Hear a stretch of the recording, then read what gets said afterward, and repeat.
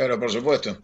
Primero, gracias por el tiempo y la oportunidad y bueno, un fuerte abrazo para todos los suscriptores del canal. Siempre es un placer enorme abrirse a un público nuevo y entrar en un diálogo que hasta hoy no existía. Así es. Usted sabe que nosotros acá estamos haciendo permanentemente análisis de geoeconomía, de geopolítica global y nos interesa mucho lo que está pasando en Argentina por muchas razones. Fíjense, yo vivo en México, tengo ya 10 años fuera de mi país, soy venezolano, tengo familiares ahí en Argentina y tengo familiares todavía que me quedan en Venezuela. Y me preguntan, tenemos un grupo entre estos primos que tenemos allá y hermanos en Argentina y los que tenemos y mis hermanos que están en Venezuela y siempre intercambiamos ideas y me dicen muchos de ellos, pónganse en los zapatos de los venezolanos, ¿no? Y me dicen, no, pero es que está todo muy bien. El país, la persona que está a cargo en Argentina está bajando la inflación. Y por ahí quisiera yo ir, que usted nos ayude a dar la reflexión sobre esta frase, ¿no? Que a nosotros los venezolanos nos llama tanto la atención, porque bueno, fuimos de alguna manera víctimas directa o indirectamente de un bloqueo de los Estados Unidos y de una mala praxis también política de alguna manera en nuestro país.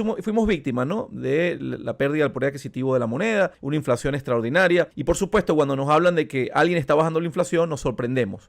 Sin embargo, me gustaría que usted nos explicara, que lo conoce muy bien, don Santiago, cómo están bajando la inflación en Argentina, porque parece que es muy doloroso este proceso, ¿no? Mira, primero hay que ordenar los intereses. La inflación, como toda situación que tiene que ver con el marco de la economía, es posterior a la definición filosófica del ser de un Estado, de una nación y de una patria, con lo cual no se puede priorizar o poner en primer escalón de análisis de un proceso político si puede bajar la inflación, porque la acción política es antropomórfica y nosotros buscamos, por lo menos desde mi concepción nacionalista y patriótica, la felicidad permanente, sustentable del proyecto colectivo de nación que tiene que ver con el ser humano, con lo cual es una cuestión de valores y de principios lo que tiene que ver con la definición de las urgencias. El tema económico, obviamente, tiene que ver con esa capacidad que tiene un Estado de construir la sustentabilidad de sus estados de felicidad, o sea, alcanzarlo y después sostenerlo, que siempre es más difícil que alcanzarlos. Ahora, si yo le pregunto a esos venezolanos que sufrieron, y conozco mucho Venezuela, que sufrieron la inflación, la hiperinflación, producida por sectores concentrados de intereses obviamente extranjeros a los intereses de la patria de los venezolanos, y yo les preguntara, ¿a ustedes les daría lo mismo vivir en Venezuela con Hitler de presidente sin inflación? O sea, ¿ustedes tolerarían una dictadura nazi a cambio de no tener inflación? Si les dieran un sueldo de $1.500 por mes, por una cuestión de magia o quiromancia, ¿aceptarían que quien les dé ese salario sea Adolfo Hitler o Stalin? Entonces la pregunta tiene que ver con otra cosa, y es que a veces a los países les va mal. Hay muchos motivos por los cuales a un país le puede ir mal. Y aún en la etapa en que a uno le va mal, debe priorizar el bien común del estado de felicidad permanente de un Estado, de una patria, de una nación. Entonces, no es el análisis qué está pasando con la economía en la Argentina. En la Argentina está pasando todo lo contrario al bienestar colectivo y al interés nacional. La Argentina está siendo descuartizada, saqueada. Este es un proceso de expoliación y saqueo. Es un proyecto de saqueo. Acá no hay un gobierno, hay una administración colonial que se ha hecho del poder a través de los votos, como se hicieron en la Argentina del poder a través de las botas el 24 de marzo de 1976, porque son los mismos actores. Son los hijos de aquellos hijos de puta. Entonces, tenemos una situación que por ahí para el venezolano dice, che, baja la inflación. Bajar la inflación es muy fácil, porque es como tener un auto, que el dueño de ese auto sea taxista o remisero, y entonces los gastos mensuales lo desbordan, necesita trabajar cada vez más para cubrir los gastos de mantenimiento y renovación del vehículo, comprar gomas nuevas, cargar combustible, pagar el seguro y ahorrar para renovar el vehículo. Entonces viene una bestia criminal, como en la Argentina, y le dice al taxista o al remisero, mirá, hay que recortar gastos. Entonces el taxista le pregunta, bueno, ¿qué hago? Bajo la calidad del seguro, no compro las gomas hasta que exploten. ¿Qué hago? En vez de cargar nafta supercargo común, ¿cómo hago? Y la bestia criminal le dice, no, la solución es que no vas a cargar más nafta. Entonces, el remisero baja los gastos de circulación porque no trabaja más. el auto queda parado y la solución para los gastos de mantenimiento del vehículo fue que el auto no circule más. Entonces el chofer se queda sin trabajo, sin auto y sin futuro, sin destino y sin presente. Eso es lo que está pasando en la Argentina. Un criminal le sacó la nafta al auto. Don Santiago, a mí me gustaría, yo le voy a mostrar un gráfico y a mí me gustaría que usted me ayudara a, de alguna manera, revisar mi interpretación. Fíjese este gráfico, ojalá que lo pueda ver bien. Este es el gráfico de un ETF argentino, bueno, uno de los más famosos, que se llama ARGT, Global Argentina ETF. Y básicamente este gráfico nos está mostrando aquí en 5 años, mi estimado, en 5 años nos está mostrando que tuvo un precio, siempre se mantuvo en una banda, casi hasta como el oro, ¿no? Del 2020, 2019 hasta el noviembre de 2023. Ahí empieza una subida.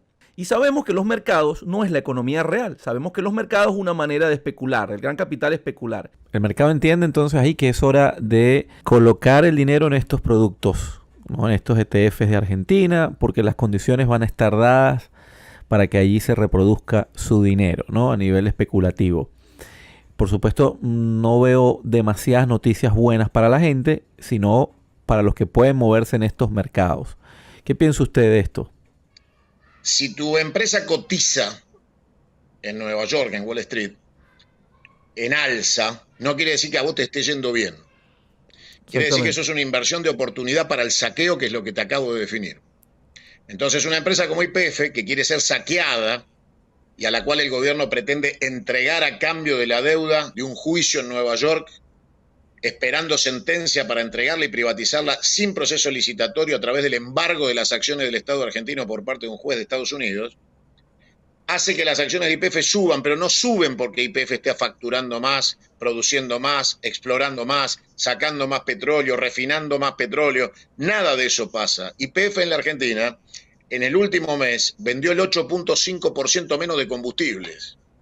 Con lo cual, lo único que aumenta es la exportación de crudo. Y un país que se precie de ser soberano, el crudo, en el caso de la Argentina, que no es un país petrolero, es un país con petróleo, debe cuidarlo y manufacturarlo y darle valor agregado, no exportar crudo, porque eso es traición a la patria. Igual que el gas o los recursos energéticos. Con lo cual, cuando vos me decís, en Nueva York suben las acciones, claro, ¿cómo no van a subir las acciones si viene una bestia criminal dispuesta a liquidar el patrimonio de los argentinos? Exactamente. Empresas que producen commodities. Exactamente. La realidad es que esas empresas que tienen acciones en alza están siendo vaciadas en la Argentina. No queda nada de esas empresas, facturan menos, despiden personal, no producen. Lo que está subiendo es el costo de oportunidad de quedarse con las reservas de empresas en la Argentina que no producen, que se están desguazando y que la intención es entregarlas sin personal, vaciadas. O sea, hacerle un favor más grande a aquellos que en Wall Street compran acciones de empresas argentinas. Pero nadie está pensando en invertir en la Argentina, porque en la Argentina no existe un método de inversión. Lo que existe es un proyecto de ley que esperemos que no salga por ningún motivo, y a pesar de que salga, no será más temprano que tarde que nos encarguemos de que no se ejecute, que se llama Ley Base, con la cual lo que se intenta es liquidar la Argentina, liquidar sus activos, destrozarlos. Este energúmeno le habló al pueblo argentino con intención de seducirlo sobre la administración social de los Países Bajos y terminó mandando un proyecto de ley que solo se compara con Nigeria, el único país del mundo, con Zimbabue, que tiene las condiciones de la ley que se mandó al Congreso en la Argentina. Con lo cual, el gráfico que vos me mostrás es una fantasía que tiene que ver con el costo de oportunidad de arrebatarnos a los argentinos empresas rentables para quedárselas vacías a precio de remate. Eso es lo que simboliza la suba de acciones de Argentina en Wall Street. ¿Usted piensa que lo que está pasando ahí en Argentina es una especie de experimento para el resto de, digamos, de los países emergentes? Es decir, si funciona allí, vamos a intentarlo en otros lugares, porque pareciera que es como una blitzkrieg, ¿no? Una guerra de estas de mucha intensidad para apropiarse de manera casi rápidamente del aparato industrial, de los medios de producción de un país que, bueno, solía ser una potencia industrial, una potencia en la producción de alimentos, de aparte cultural, un gran acervo cultural que tiene el argentino. Y le quería preguntar sobre eso. ¿Usted no ha visualizado la idea de que esto es una especie de experimento para luego aplicarlo a en otros lugares? No. Esto es un proceso único y irrepetible que solo se puede dar en el contexto de la Argentina actual. que no es posible replicar en ningún estado de América Latina, por lo menos, y que claramente tiene como epicentro la anglofilia masónica, el prosionismo y el proyecto anglosajón que la Argentina sufre. Hemos dormido con el enemigo durante toda nuestra existencia. Perón en el 55, cuando la Plaza de Mayo es bombardeada por los criminales que le pusieron a su revolución la revolución libertadora, ni más ni menos, porque son los mismos liberales y los mismos de siempre, de aquellos estos. Y bombardearon la Plaza de Mayo con los aviones de la Marina de Guerra, utilizando por única vez en la historia las armas de una patria para bombardear a su propio pueblo, y que después terminaron aterrizando en Uruguay. En los aviones llevaban la frase "Cristo vence", y obviamente mataron y masacraron al pueblo argentino en nombre de Dios, que es lo que habitualmente hacen. Este loco psiquiátrico, con su nueva teología delirante, en donde se adscribe unilateralmente y de manera autopercibida a la religión judía, cosa que no lo es, nunca lo fue, y obviamente la conversión tiene un proceso que nunca cumplió, y obviamente estamos frente a un proceso que ustedes deben entender para hablar de la Argentina. El personaje que tenemos sentado en el poder de la Argentina es un agente extranjero que está totalmente psiquiátrico y que es esquizofrénico. Y eso lo sé por conocimiento personal, que para que ustedes tengan conocimiento, el primero que le dio un minuto de televisión en la Argentina fui yo. Fue panelista de mi programa durante 4 años y medio. Con lo cual, ¿Y alguna vez los expulsó de su propio programa, ¿no? En vivo. ¿Cómo? Que alguna vez lo expulsó de su propio programa en vivo, aparte, por mal comportado. Claro, sí, exactamente. Milei es un cobarde miserable que, digamos, en términos de lo personal es una persona que da lástima, que si uno lo tiene de vecino en el conventillo le da lástima y le dice: pibe, vení que te voy a ayudar, ¿qué necesitas? Ahora, ya traspasada la línea en la cual su esquizofrenia afecta a la Argentina, al Estado-Nación y a su población, es obligación de los argentinos bien paridos terminar con él, y en eso estamos, encontrando los mecanismos para su destitución inmediata y el fin de este gobierno. Pero esto es lo que acelera el proceso de saqueo. El proceso de saqueo se acelera porque la banda de forajidos que lo rodea intenta acelerar la ejecución de la partición, división y venta de órganos de la Argentina, porque saben que esto no dura, que este gobierno ya se terminó, esto está terminado. Este proceso político que lleva 6 meses en la Argentina está terminado. La Argentina no tiene una sola variable económica que pueda revertir este gobierno de ocupación, porque primero no han venido a eso, no han venido a salvar la Argentina, han venido a destruirla. Y segundo, el proceso acelerado de confrontación social está poniendo ya 6 meses de gobierno, 2 paros generales, movilizaciones universitarias, resistencia de los sectores sociales y una claridad meridiana, de la cual sí me siento orgulloso de haber podido instalar en la sociedad argentina, de que estamos frente a un loco psiquiátrico al cual no se lo puede contemplar en términos políticos, sino psiquiátricos. Y que tenemos que apurarnos a corregir la locura que ha hecho el pueblo argentino de ir a votar en función de un odio, de un resentimiento, con un proceso político que estaba agotado, que era el kirchnerismo, y que en esa bronca enfurecida votaron en contra propia. O sea, fue algo así como un suicidio. Ahora hay que salir de esto como podamos. La Argentina va a ser una de las potencias mundiales seguramente en muy poco tiempo. Toda la prognosis dice que la Argentina tiene las condiciones de beneficio para ser una de las grandes potencias del mundo en los próximos 30 años. Pero obviamente saliendo del proceso de dependencia y colonización, alejándonos de todo lo que representa este gobierno de ocupación.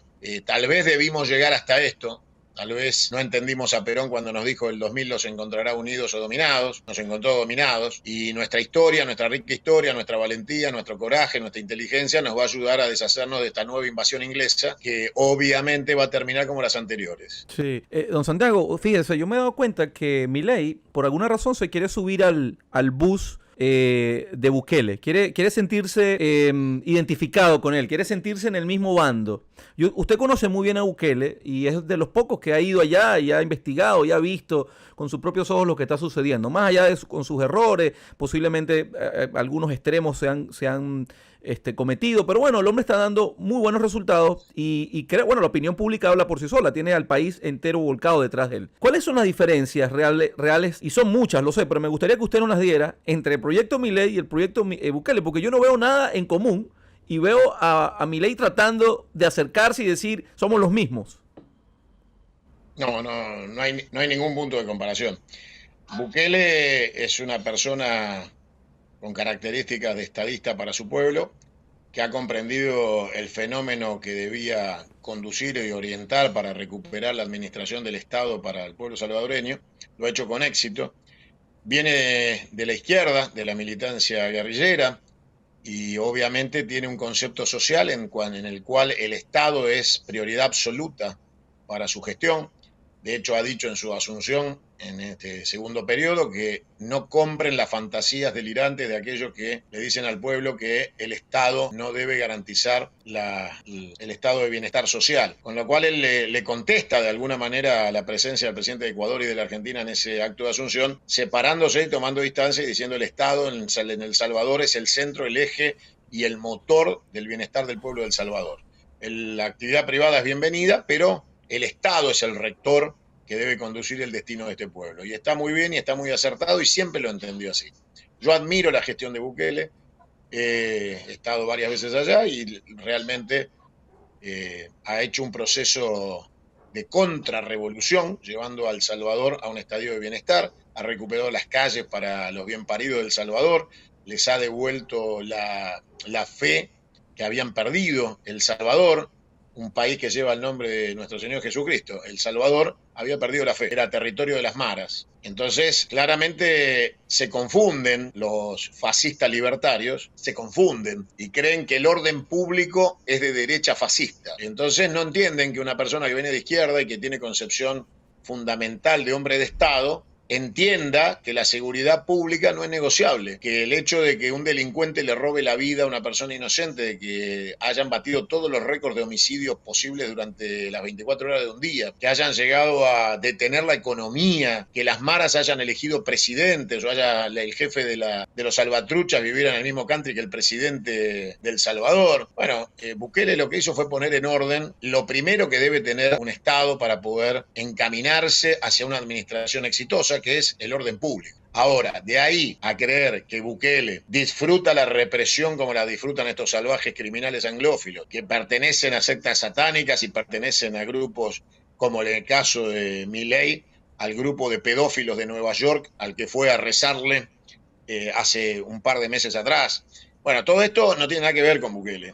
Bukele es un hombre de su patria, que entiende la administración, que sabe administrar, que entiende los tiempos políticos y es honesto. Es una persona honesta. En el caso de Milei es todo lo contrario. Es un desquiciado mental, esquizofrénico, incapaz de tener ética o moral, que se ha volcado al fanatismo religioso delirante producto de su esquizofrenia, parte de los diagnósticos esquizofrénicos, es el mesianismo, ¿no? La búsqueda de entidades superiores, sean mesianismo individual o platos voladores. Bueno, estamos frente a un loco psiquiátrico, no tiene punto de comparación con una persona cuerda y con sus 5 sentidos en orden como Bukele, y la administración del Estado de El Salvador es todo lo contrario. De hecho, Bukele ha sellado una fuerte relación con China. La Biblioteca Nacional de El Salvador, que está en la plaza donde asumió Bukele, donde estaba sentado el esquizofrénico, la sombra de esa biblioteca le daba en la cabeza y esa biblioteca se la donó el Estado chino a El Salvador. Es una de las bibliotecas más modernas de toda América y la más importante de América Latina. Entonces, está claro que los puertos, las autopistas, la biblioteca que China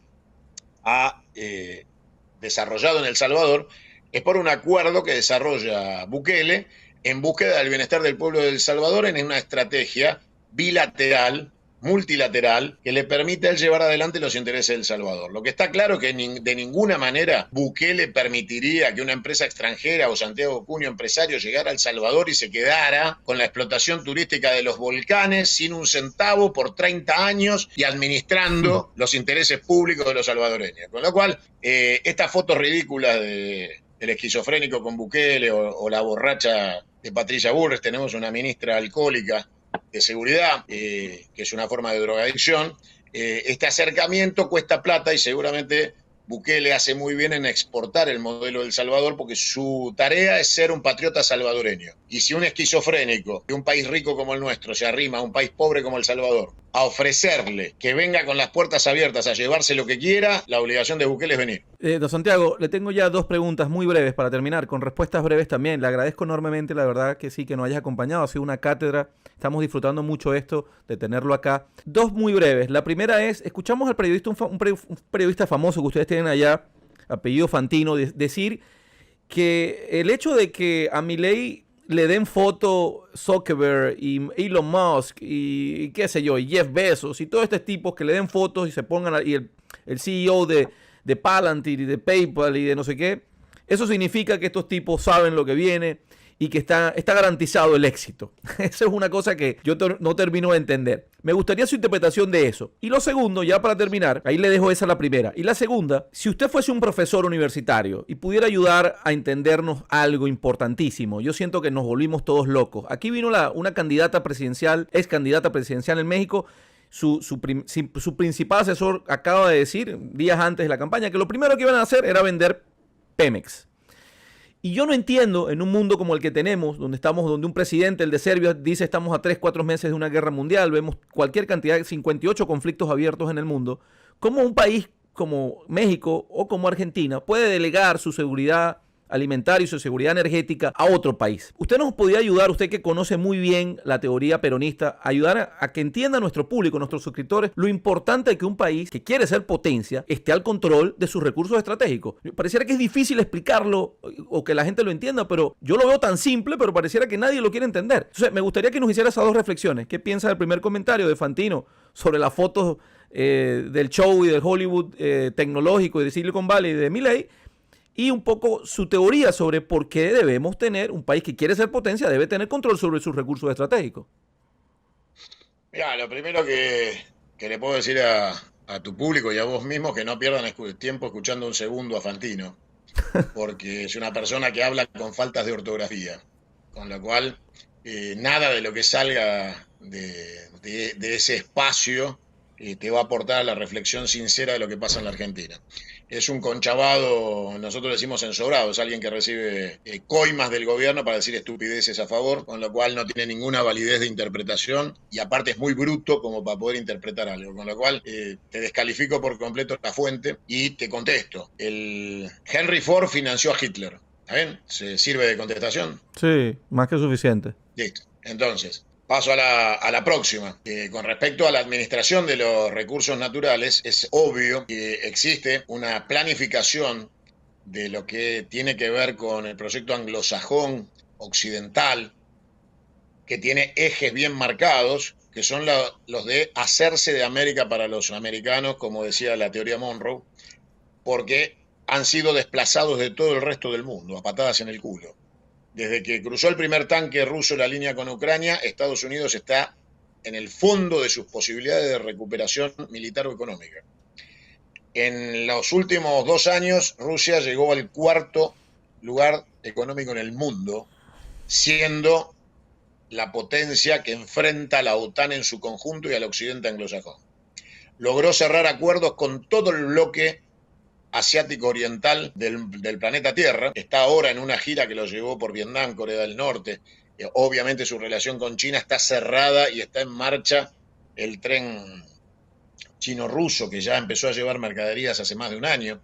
Se giró el eje de aprovisionamiento, de distribución del combustible. Se terminó el petrodólar, porque Rusia empezó a comercializar gas y petróleo en oro o en rublos, con lo cual se terminó el sustento del dólar que le dio el poder a Estados Unidos durante varias décadas de ser el centro de gravedad de la historia de la humanidad.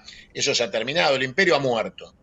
En estas circunstancias se rehúsan a aceptar esta nueva bipolaridad en donde los BRICS ya tienen el 49% del mercado económico del mundo y el 51% de la fuerza militar. Porque dentro de los BRICS tenés países nucleares como la propia Rusia, China, Corea del Norte, India, Pakistán, Irán. Está absolutamente claro que en ese escenario, lo que la gente denomina la posibilidad de una escalada bélica hacia la Tercera Guerra Mundial, que está en desarrollo. La Tercera Guerra Mundial se inició el primer día que alguien dijo llegó el COVID. Bueno, ese día estalló la Tercera Guerra Mundial. Hago una pequeña pausa para recordarles, justo cuando Santiago Cunio habla de este tema, este seminario que ponemos en marcha A mi juicio, lo relevante, ya estamos en la Tercera Guerra Mundial. Yo no sé qué están esperando. ¿Sí? ¿Quién lo va a dictaminar? ¿El INE? ¿Quién? Estamos a las puertas de una Tercera Guerra Mundial. La Tercera Guerra Mundial puede que haya empezado y nosotros no lo sabemos. Creo que estamos en la Tercera Guerra Mundial, y el punto álgido del ciclo Kondratiev hacia 2030. La siguiente guerra no será como la pinta Hollywood y no tendrá nada que ver con lo que presenta la perenne exageración mediática. Estamos montados ya en un conflicto híbrido y asimétrico, pero seguimos esperando una declaración de guerra universal. Vemos el aumento de tensiones geopolíticas como el conflicto ruso-Ucrania, China-Taiwán. Vemos ciberataques devastadores y una guerra de desinformación profunda. Vemos al mundo en una encrucijada muy peligrosa. Vemos también avances en tecnología militar, crisis económica, sanciones severas y la competencia feroz por recursos naturales, y todo esto se combina con la creciente polarización social y el resurgimiento del nacionalismo. China acapara materias primas, Estados Unidos envía armas a Ucrania y autoriza ataques en Rusia, Europa incrementa su presupuesto militar y Rusia despliega armas en Cuba. Nadie habla de paz, mientras todos se preparan para un conflicto sin precedentes. Vamos a tratar de vencer el sesgo de normalidad, ya tú sabes, esa tendencia cognitiva en la que las personas creen que las cosas siempre seguirán como están y subestiman la posibilidad de eventos disruptivos. Y nos vamos a preparar con cada vez más y mejor conocimiento. Únete a nuestro seminario, que es el resultado de 6 meses de investigación para entender las tácticas modernas, pero sobre todo cómo funcionan las economías de guerra y su impacto en tu vida cotidiana, cómo te puedes adaptar. No te pierdas esta experiencia reveladora y obtener herramientas cruciales para prepararte física, emocional y sobre todo psicológicamente. Reserva tu puesto ya. La plandemia, la planificación de una pandemia global como sistema de dominación, ejercicio de sometimiento y un ejercicio de mantener a los estados bajo un régimen supranacional establecido por algo supranacional que son las corporaciones, fracasó. Porque los estados nacionales poderosos del Oriente y de la Europa más oriental se pusieron de pie y dijeron esto no va a pasar. Y en aquel pedazo del mundo no pasó. En el occidente anglófilo tuvimos muertes por las que nunca lo fueron, tuvimos encierros, quiebras económicas, desarmar el modelo productivo para ir hacia un sistema home office de trabajo desde tu casa. Bueno, todo eso es la destrucción de un modelo productivo, societario, de una comunidad organizada, como nos decía el general Perón. Y para aquellos que no somos capitalistas, los peronistas no somos capitalistas, de hecho nuestra marcha dice combatiendo el capital, los peronistas tenemos tercera posición, ni yanquis ni marxistas, peronistas. Tenemos nuestra propia visión de la economía, que es la justicia social, y el desarrollo sustentable de nuestra economía en base a la producción estatal de recursos y de bienes y servicios. Obviamente el sector privado, capital privado, que tiene que ser fuerte y poderoso también, tiene que ser en asociación permanente con el rol del Estado. Esa es la visión del peronismo. Obviamente estamos invadidos por el mundo anglófilo, han venido a saquear, torturar y liquidar la Argentina. Nuestro enemigo ha venido de adentro como caballo de Troya y hoy está roto el pacto social, como dijo su santidad el Papa, que una elección no legitima la acción. Con lo cual vos podés ser elegido, pero tenés que honrar el pacto social para el que fuiste elegido. Cuando una bestia criminal, psiquiátrica, dice que es un topo en el Estado para destruir el Estado, dicen los abogados que a confesión de parte relevo de prueba. Con lo cual no necesitamos probar que estamos en manos de un desquiciado traidor a la patria y que tendrá que correr la suerte que la Constitución y el Código Penal establecen para la traición a la patria. Bueno, Santiago Cunio con nosotros, con la esperanza de que el pueblo argentino, pare un poco el sufrimiento que sé que está viviendo. Hay mucha hambre, mucha desesperación. Nos llegan mensajes siempre al Mercurio de mucho de nuestro público argentino, que hablemos de Argentina, que hablemos de Milei, que hay que correr la voz porque está sufriendo mucha gente. Y bueno, nosotros por eso invitamos al periodista Santiago Cunio, que creo que ha sido más que claro. Y bueno, tengan en cuenta, creo que el principio el principio de la conversación, la inflación no lo es todo, la inflación es solo un elemento, el hombre está por encima y creo que eso es importante tenerlo en cuenta de cara a lo que viene. Don Santiago, quiero agradecerle. También y dejar... Te pido en el cierre, recordar que obviamente para nosotros el centro de gravedad es el ser humano. Pero aparte en la Argentina no se bajó la inflación. En la Argentina se hizo una bestial devaluación en diciembre, bestial, criminal, del 1800%, y ahora le sacaron la nafta al auto, el auto no gasta más, porque no tiene combustible para girar. Con lo cual eso no es bajar la inflación. En la Argentina se pasaron las deudas del Banco Central al Tesoro. El Tesoro está por explotar en la Argentina. Las deudas se incrementan, no se bajan. La Argentina emite todos los días pases para pagarle a los bancos tenedores de los préstamos al Estado, que antes eran bonex o títulos, que ahora son pases diarios de 24 horas. Y el Estado imprime por día 80 millones de dólares para pagar pases. O sea que el señor que dijo que venía a parar la emisión emite 80 millones de dólares en pesos por día. Su plan es endeudar a la Argentina para no pagar en su mandato, supuestamente, las deudas contraídas por Mauricio Macri, una bestia criminal que acompaña a este psiquiátrico en este gobierno. Porque son lo mismo, en la misma matriz de saqueo. Entonces, lo que tenemos en realidad no es baja de inflación, es gente que no come. Porque cuando vos tenés el 4% de inflación en junio, con el salario que hoy tiene la sociedad devaluado en diciembre, comprás menos que con el 30% de inflación en diciembre con Massa. Claro. Con lo cual, lo que han hecho no es bajar la inflación, es sacarle la nafta al auto. Con lo cual, esto sería como decirte, mirá, tenés una enfermedad y como no te voy a tratar, morite, que es la solución. Con lo cual, ese es el planteo criminal de estos saqueadores. Vinieron a matar la Argentina. Acá no se bajó la inflación. Acá se detuvo la Argentina. Se pararon las máquinas, se desmontó el aparato industrial, se detuvo el comercio. Eso es bajar la inflación. ¿Qué quiere decir bajar la inflación? Que los muertos no consumen y si no consumen no hay inflación. Don Santiago, ¿hay una línea roja para el pueblo argentino que diga basta y salga a romperlo todo? ¿Usted cree que hay una línea roja de aquí a 6 meses a un año o no? Mirá, la Argentina es una bomba de tiempo armada y falta el detonador. ¿Cuál va a ser ese detonador? Solo Dios lo sabe y nosotros nos preparamos para ese día. Así es.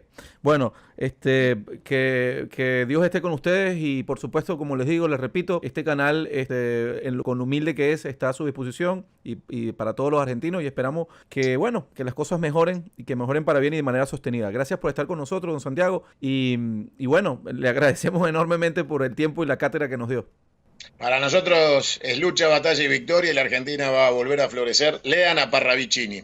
En la Argentina se van a cumplir las profecías de Parravicini y Don Orione. Y después de eso vendrán los días más soleados de la Argentina. Ahí están, amigos. Bueno, vamos a leer a Parravicini. Gracias por estar con nosotros y hasta la próxima semana.